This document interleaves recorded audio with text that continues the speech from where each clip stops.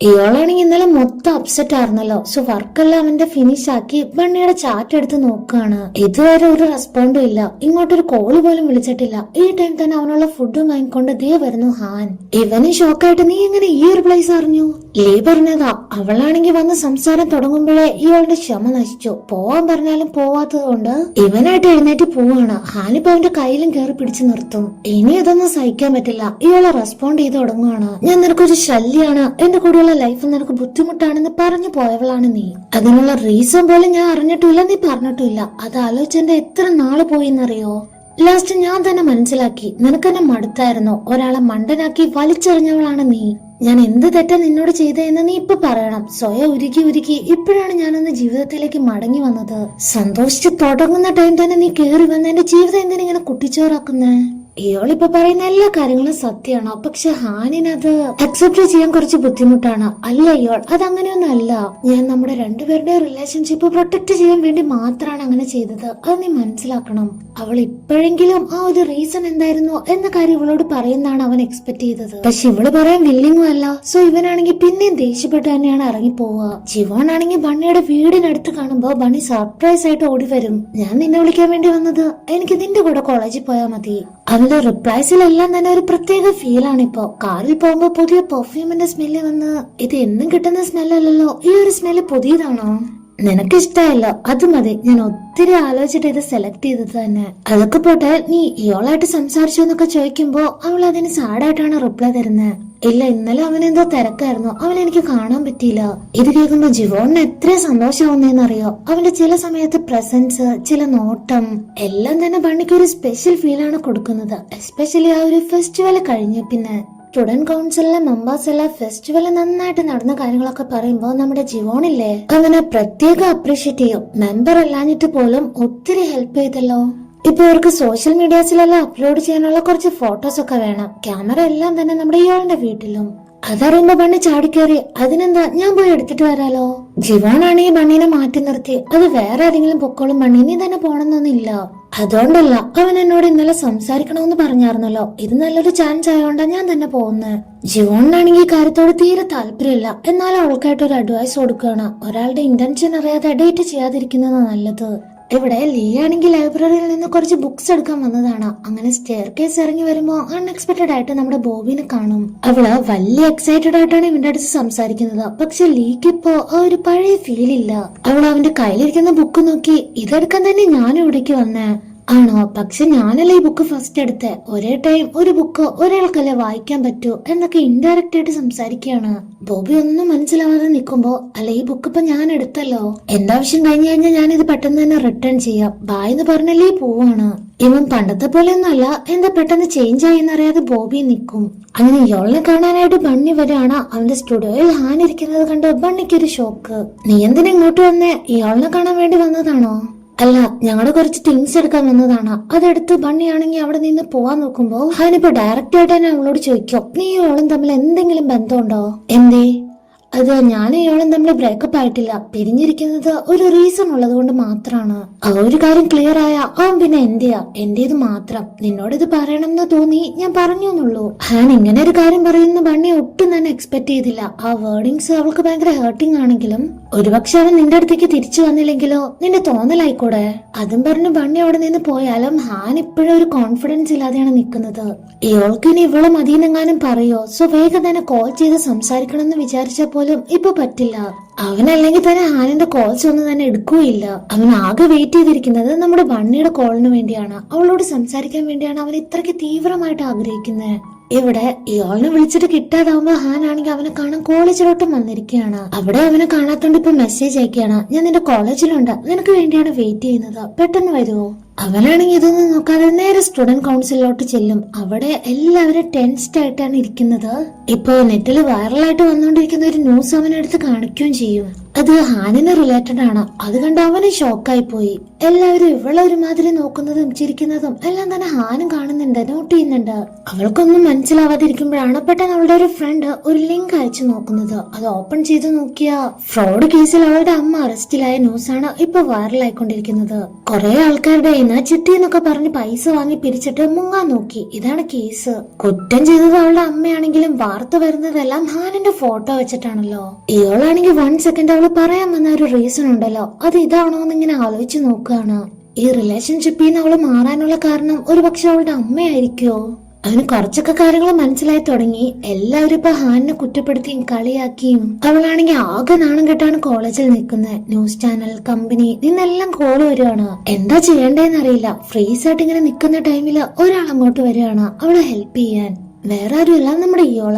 അവൻ അവളെ പബ്ലിക്കിൽ നിന്ന് പ്രൊട്ടക്ട് ചെയ്ത് കൂട്ടിക്കൊണ്ടു പോവും.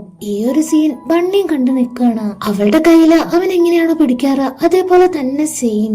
അതാലോചിച്ച് അപ്സെറ്റ് ആയിട്ട് ക്ലാസ്സിൽ ഇങ്ങനെ ഡൗൺ ആയിട്ടിരിക്കുമ്പോ ആ ന്യൂസ് അവളും അറിയും. ഫ്രണ്ട്സ് എല്ലാവരും ഹാനിനെ പറ്റിയാണ് സംസാരിക്കുന്നത്. ഇനി അവൾക്ക് ആങ്കറായിട്ട് തുടരാൻ പറ്റുമെന്ന് അറിയില്ല. ഫ്രോഡ് കേസിൽ അവളുടെ പേരും കൂടെ വന്നാ എന്തായാലും ജയിലിലാവും, ജോലിയും പോകാൻ ചാൻസ് ഉണ്ട്. ഇയോള് ഹാനിനെയും കൊണ്ട് പോകുന്നത് നേരെ അവന്റെ ഫ്ലാറ്റിലേക്ക് തന്നെയാണ്. മീഡിയക്കാരൻ നിന്നെ തേടി വരും. ഇവിടെ ഇരിക്കുന്നതാ സേഫ്. ഈ പ്ലേസ് ആർക്കും തന്നെ അറിയില്ല. അപ്പൊ നീയും അറിഞ്ഞൂല്ലേ ഇത്ര നാള് ഞാൻ ഹൈഡ് ചെയ്തോണ്ടിരുന്ന ആ ഒരു രഹസ്യം? ബണ്ണിക്കിപ്പോ അതൊന്നല്ല ടെൻഷൻ. ഹാൻ പറഞ്ഞില്ലേ അവരെന്തായാലും ഒരു ദിവസം ഒന്നിക്കൂന്ന്. ആ ഒരു കാര്യവും ഇപ്പൊ ഇയാൾ അവളെ പ്രൊട്ടക്ട് ചെയ്ത് കൊണ്ടുപോയില്ലേ, ആ ഒരു കാര്യം അങ്ങനെ മനസ്സിലിട്ട് ഓർക്കാണ്. അങ്ങനെ ഏതൊരു ചിന്തയിലായിരിക്കുന്ന ടൈം തന്നെ ആർട്ട് ക്ലാസ്സിലേക്ക് കൊണ്ടുവന്ന കുറച്ച് ബോക്സ് എല്ലാം ബണ്ണിയുടെ നേരേക്ക് മറിഞ്ഞു വീഴും. പക്ഷെ അവൾ അറിയുന്നതിന് തൊട്ടു മുന്നേ തന്നെ ജീവൻ ചാടി വന്ന് അവളെ സേഫ് ആക്കി പ്രൊട്ടക്ട് ചെയ്യും. എന്നിട്ട് ബണ്ണി നിനക്കൊന്നും പറ്റിയില്ലല്ലോ, നീ സേഫ് അല്ലേ എന്ന് ചോദിക്കുമ്പോ ക്ലാസ് മൊത്തം ജീവനെ നോക്കുകയാണ്. നിനക്കൊന്നും പറ്റിയില്ലല്ലോ. ജീവൻ ഇത്രയ്ക്ക് എഫേർട്ട് ഇട്ട് അവളുടെ കൂടെ തന്നെ നിന്ന് കെയർ ചെയ്യുന്നത് അവൾക്കിപ്പോ മനസ്സിലാവുന്നുണ്ട്. ഇവര് തമ്മിൽ റിലേഷൻഷിപ്പ് ആയിരുന്ന ടൈമില് ഹാനിന്റെ അടുത്ത് പൈസയൊക്കെ കുറവായിരുന്നു, ഒട്ടും തന്നെ ഇല്ലെന്ന് തന്നെ പറയാം. ഇയാളാണെങ്കിൽ ഇവൾക്ക് വേണ്ടി വലിയ എക്സ്പെൻസീവ് ആയിട്ടുള്ള ഗിഫ്റ്റ് എല്ലാം വാങ്ങിക്കൊടുക്കുമ്പോ അവള് കൊണ്ടുവന്നത് ചിലപ്പോ വല്ല ബുക്സോ അങ്ങനെ എന്തെങ്കിലും ചോട്ട ഗിഫ്റ്റ് ആയിരിക്കും. അയ്യോ, നമ്മുടെ റിലേഷൻ തുടങ്ങിയ 1 ഇയർ ആയ കാര്യം ഞാൻ മറന്നുപോയി, ഞാൻ നിനക്ക് വേണ്ടി ഗിഫ്റ്റ് ഒന്നും കൊണ്ടുവന്നിട്ടില്ല, സോറി എന്നൊക്കെ പറഞ്ഞാലും ഇയാൾ അതൊന്നും തന്നെ കാര്യമായിട്ട് എടുക്കില്ല. ഹാനിന്റെ പ്രസൻസ് ആയിരുന്നു അവൻ ഏറ്റവും കൂടുതൽ ആഗ്രഹിച്ചിരുന്നത്. അവള് പാർട്ട് ടൈം ജോലി ചെയ്യുന്ന എല്ലാ പൈസയും അവളുടെ അമ്മ വാങ്ങിയെടുക്കും. ഒരു ദിവസം അവള് സ്ട്രിക്റ്റ് ആയിട്ട് തന്നെ പറയും, ഇനി എന്റെ അടുത്ത് പൈസയൊന്നും ഇല്ല. പൈസ ഇല്ലെങ്കിൽ എന്താ, നിനക്ക് ബോയ് ഫ്രണ്ട് ഇല്ലേ, അവന്റെ അടുത്ത് നിന്ന് ഊറ്റിക്കൂടെ, അവൻ ഭയങ്കര റിച്ച് ആണല്ലോ. അവളുടെ അമ്മയുടെ ഇങ്ങനെ ഒരു ക്യാരക്ടർ അവൾക്ക് എത്ര വെറുപ്പാണെന്നറിയോ. ഇതൊന്നുമല്ല, ക്യാഷ് എന്ന് പറഞ്ഞ ആ ഒരു ലേഡിക്ക് ഭയങ്കര പ്രാന്താണ്. അവളുടെ അമ്മ ഒരുപാട് പേരുടെ അടുത്ത് നിന്ന് ഓരോ കള്ളം പറഞ്ഞ് ഇങ്ങനെ ക്യാഷ് ഒക്കെ വാങ്ങിച്ചു വെക്കും. എന്നിട്ട് അതെല്ലാം തന്നെ സ്വന്തമായിട്ട് എക്സ്പെൻസ് ചെയ്യും. അതായത് ദൂർത്താണ് പരിപാടി. ഏറ്റവും കൂടുതൽ പൈസ വാങ്ങിയിരുന്നത് ആരുടെ കയ്യിൽ നിന്നാണെന്നറിയോ, നമ്മുടെ ഇയോളുടെ അമ്മയുടെ അടുത്ത്. ഇവര് തമ്മിലുള്ള റിലേഷൻഷിപ്പ് ആ ലേഡിയാണെങ്കിൽ മുതലെടുത്തു. ഇതൊരു ഹാൻ കണ്ട് അമ്മയെ പിടിച്ച് ഒരുപാട് വഴക്ക് പറയും. അങ്ങനെ അവൾ ലാസ്റ്റ് എടുത്ത തീരുമാനമാണ് ബ്രേക്കപ്പ് ചെയ്യാമെന്നുള്ളത്. ഞാനും അവനും തമ്മിൽ ബ്രേക്കപ്പ് ആയി. ഇനി അവന്റെ ഫാമിലിയിലെ ആരും തന്നെ നിങ്ങൾ കോണ്ടാക്ട് ചെയ്യാൻ പാടില്ല. അതുകൊണ്ട് മാത്രമാണ് ഇയാളുടെ അടുത്താണ് ബ്രേക്കപ്പ് പറഞ്ഞത്. നീ ഒത്തിരി സ്നേഹം തരുന്നുണ്ട്, നിന്റെ അടുത്ത് നിൽക്കുമ്പോ ഞാൻ ഒന്നുമല്ല എന്നൊരു തോന്നലാണ് എനിക്ക്. അതാണ് അവളെ ശ്വാസം മുട്ടുക എന്നൊക്കെ പറഞ്ഞതിന്റെ റീസൺ. എല്ലാം അവളുടെ തന്നെ സിറ്റുവേഷൻ കാരണമായിരുന്നു. അവളുടെ അമ്മയുടെ ക്യാരക്ടർ ഇങ്ങനെയൊക്കെയാണെന്ന് ആരും അറിയാതിരിക്കാൻ വേണ്ടിയിട്ടാണ് വേറൊരു സ്ഥലത്തേക്ക് മാറിയത്. അന്നേരം സ്കൂളും മാറി. ഈ കാര്യങ്ങളെല്ലാം ഇപ്പൊ ഇയാളറിയെങ്കിൽ ഇത്ര സ്ട്രഗിൾ ചെയ്താ നീ നിന്നിരുന്നെങ്കിൽ എന്നോട് എന്തുകൊണ്ട് പറഞ്ഞില്ല, എന്നോട് പറയാറുന്നില്ല നിനക്ക്? അതൊന്നും എനിക്ക് ഇഷ്ടമല്ല. അറ്റ്ലീസ്റ്റ് ഞാൻ നിന്റെ മുന്നിലെങ്കിലും നാണം കെടാതെ ഇരിക്കണം എന്നൊക്കെ ഉണ്ടായിരുന്നു. ഇപ്പൊ അതും പോയി. നിന്റെ കണ്ണുകളിലെ ആ ഒരു സഹതാപം എനിക്കിപ്പോ കാണാം. പക്ഷെ എനിക്ക് അതിന്റെ ഒന്നും ആവശ്യമില്ല. ഞാൻ ഈ ഒരു കേസിൽ ഇൻവോൾവഡ് അല്ലെന്നൊരു ക്ലിയർ ആൻഡ് സർട്ടിഫിക്കറ്റ് കൊടുത്ത എല്ലാം ഓക്കെയാണ്. ഇയാൾ ഞാൻ നിന്നെ വിട്ട് ഒരിക്കലും പോകാൻ ആഗ്രഹിച്ചിട്ടില്ല. പക്ഷെ നീ എന്നെ സേഫ് ആക്കാൻ ലാസ്റ്റ് നിമിഷം വന്നല്ലോ. ഇവിടെ ഇരുന്നിട്ടൊരു സമാധാനം കിട്ടുന്നില്ല. നമുക്കൊന്ന് പുറത്തു പോയിട്ട് വന്നാലോ? ഇവിടെ ഇയാളും ഞാനും കൂടെ പുറത്തേക്ക് ഇറങ്ങുമ്പോ അവരുടെ പഴയ ഒരു ക്ലാസ് റൂം കാണുവാണ്. ഡെസ്കിൽ വരച്ചിട്ട് അവരുടെ പേരൊക്കെ ഹാൻ അവന് കാണിച്ചു കൊടുക്കും. അന്നൊക്കെ എത്ര സന്തോഷമായിരുന്നു ഇയാളിന്റെ കൈ പിടിച്ച് ക്ലാസ്സിൽ വരുന്നതും എല്ലാം തന്നെ ഹാൻ ഓർക്കും. നീ എന്റെ സെയിം ക്ലാസ് ആയിരുന്നെങ്കിൽ നമുക്ക് ഒരുമിച്ച് ക്ലാസ്സിലിരിക്കായിരുന്നു, ലഞ്ചൊക്കെ കഴിക്കായിരുന്നു. ഇയാളിനാണെങ്കിൽ അന്ന് അവളെ ഭയങ്കര ജീവനായിരുന്നു. അതുകൊണ്ടാണ് ഡെസ്കിൽ പേരെഴുതിയപ്പോ അതിനേക്കാൾ ഗ്ലാമർ നീ കൂടെ ഉള്ളപ്പോഴാണെന്നൊക്കെ പറഞ്ഞത്. അവനിപ്പോ പഴയ മെമ്മറീസ് എല്ലാം മൈൻഡിൽ വരുന്നോണ്ട് പെട്ടെന്ന് തന്നെ ക്ലാസ്സിൽ നിന്ന് തന്നെ ഇറങ്ങിപ്പോവും. ഇവിടെ ജിവോണിനെ പണി കുറെ നേരമായിട്ട് നോക്കി കമന്റ് അടിക്കുകയാണ്. അന്നവൻ കൺഫെഷൻ റീൽ എഴുതിയത് ഒരുപക്ഷെ സത്യമാണോ? എന്റെ പ്രൊട്ടക്ഷൻ മാത്രമാണ് അവന്റെ പ്രയോറിറ്റി. അവന്റെ കെയറിംഗ് എല്ലാം ഇവനെ തന്നെ നോക്കി ഇങ്ങനെ ആലോചിച്ചിരിക്കുകയാണ്. അപ്പൊ ജിവോൺ, നീ എന്താ എന്നെ ഫസ്റ്റ് ടൈം കാണുന്ന പോലെ നോക്കുന്നേ? അതുകൊണ്ടല്ല, നീ എനിക്ക് വേണ്ടി ഒത്തിരി എഫോർട്ട് ഇടുന്നുണ്ടല്ലോ, അത് ആലോചിച്ചതാ. ഓ, എന്നാ നീ എനിക്ക് ട്രീറ്റ് ചെയ്യ, എനിക്ക് എന്തെങ്കിലും കഴിക്കാൻ വാങ്ങിത്താ, വീക്കെൻഡ് അല്ലേ. ഇവര് രണ്ടുപേരും പുറത്തിറങ്ങുന്ന സെയിം ടൈം തന്നെയാണ് ബണ്ണിയും ജിവോണും കൂടെ ക്ലാസ് വിട്ടിറങ്ങുന്നത്. അവളെ കാണിക്കാൻ വേണ്ടി മാത്രം ഹാനിപ്പോ ഇവളുടെ കയ്യിൽ ഇങ്ങനെ മുറുക്ക പിടിക്കും. ബണ്ണിയുടെ ഫേസ് എല്ലാം മാറി തുടങ്ങി. അവള് സങ്കടപ്പെട്ട് നോക്കി നിൽക്കുന്നത് കാണുമ്പോ സെയിം പോലെ തന്നെ ജിവോൺ ബണ്ണിനെ കൂട്ടിക്കൊണ്ട് അവിടെ നിന്ന് പോവാണ്. അതും നമ്മുടെ ഇയാളുടെ മുന്നിലൂടെ. ഹാൻ എന്താ വിചാരിച്ചെന്നറിയോ, അന്നത്തെ ദിവസം ഇയാളുടെ കൂടെ അവന്റെ ഫ്ലാറ്റിൽ കഴിയാന്ന്. പക്ഷെ ചെക്കനാണെങ്കിൽ ഇവളെ ഫ്ലാറ്റിന് മുന്നിൽ ഇറക്കി വിട്ട് നീ പൊക്കോ, ഞാൻ സ്റ്റുഡിയോയിൽ പോവാ, എനിക്ക് വർക്ക് ഉണ്ടെന്ന് പറഞ്ഞ് അവൻ സ്റ്റുഡിയോയിലാണ് ഉറങ്ങുക. അതവൾക്ക് വല്ലാതെ നിരാശ നൽകി.